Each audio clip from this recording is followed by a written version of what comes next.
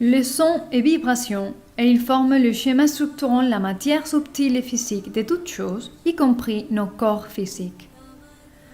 En tant qu'énergie sonore primaire de la source, l'énergie contenue dans la vibration du sanskrit possède de manière intrinsèque la capacité négentropique, c'est-à-dire la capacité de créer de l'ordre.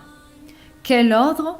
L'ordre divin que la vie utilise pour créer et diffuser la matière de manière infinie.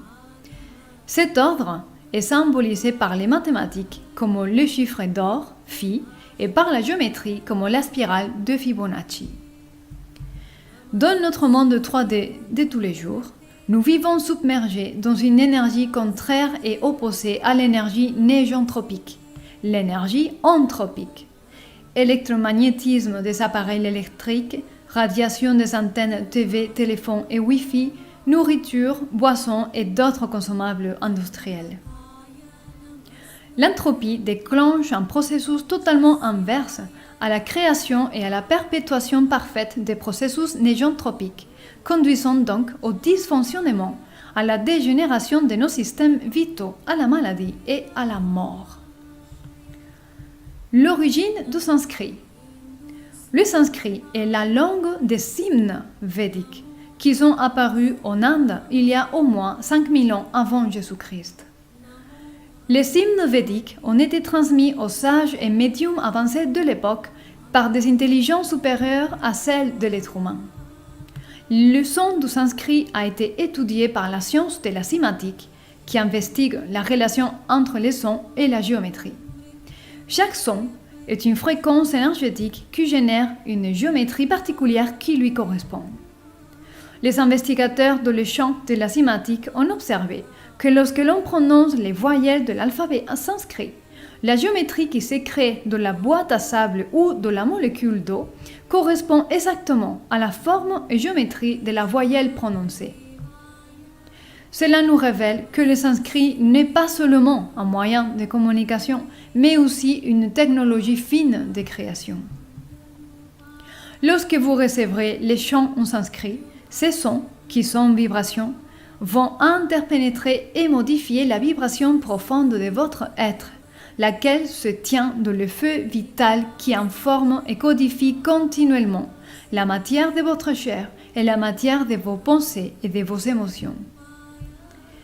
Chanter et réciter du sanskrit permet donc le reparamétrage et l'alignement de nos êtres sur une dimension supérieure qui connecte avec notre nature profonde, qui est finalement pure conscience divine, la matrice créatrice de la vie dans notre univers et dans tous les autres. Que se passe-t-il lors d'une séance de chant en sanskrit ? L'effet de cette source de fréquences négentropiques agissant sur les plans physiques a un impact notable sur les plans subtils qui composent l'être humain, les plans mental, émotionnel et éthérique.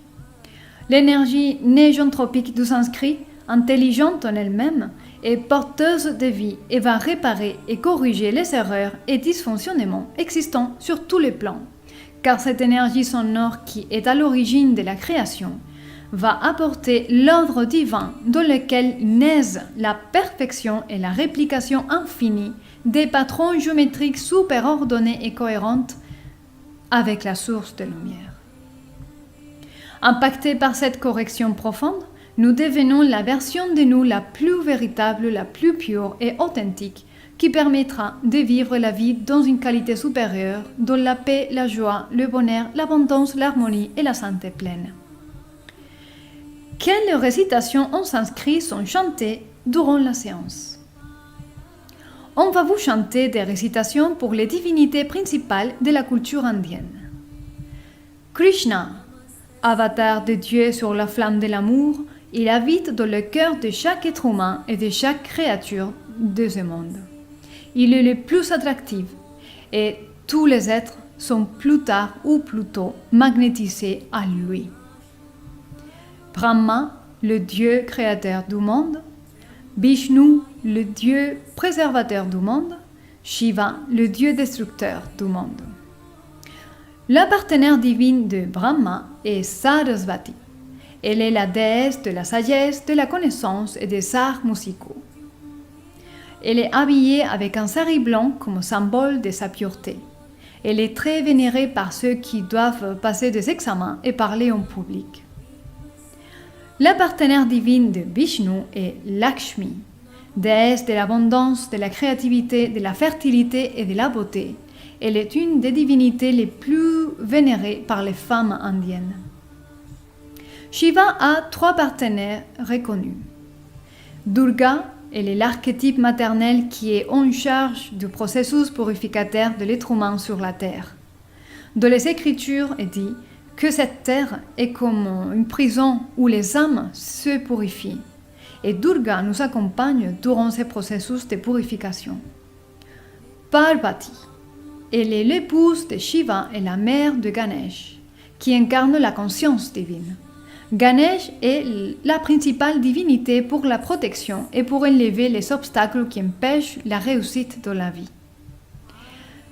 Kali, elle est en charge de détruire tout ce qui n'est pas favorable pour l'évolution humaine. Elle est normalement représentée d'une manière très sombre et assez violente. Lorsque Kali est en action, son époux n'est pas loin. Shiva, en tant qu'époux de Kali, est nommé comme Bhairava. Comment se passe une séance de récitation en sanskrit? Allongé confortablement, un flux d'ondes sonores sacrées commencera à affluer en permanence dans l'espace où la séance se passe. Les récitations en sanskrit recréeront la matière sur tous les plans qui composent la nature humaine, parce que tel est le pouvoir du verbe. Ce type de séance, en raison de son caractère quantique, permet les séances à distance. À cet instant, tandis que vous êtes chez vous, allongé confortablement sur votre propre lit, vous recevrez les récitations en sanskrit via vos écouteurs ou votre casque. Si vous résonnez avec la connaissance et la sagesse de l'Inde éternelle, n'hésitez pas à nous contacter pour plus d'informations ou prise de rendez-vous. Namaste.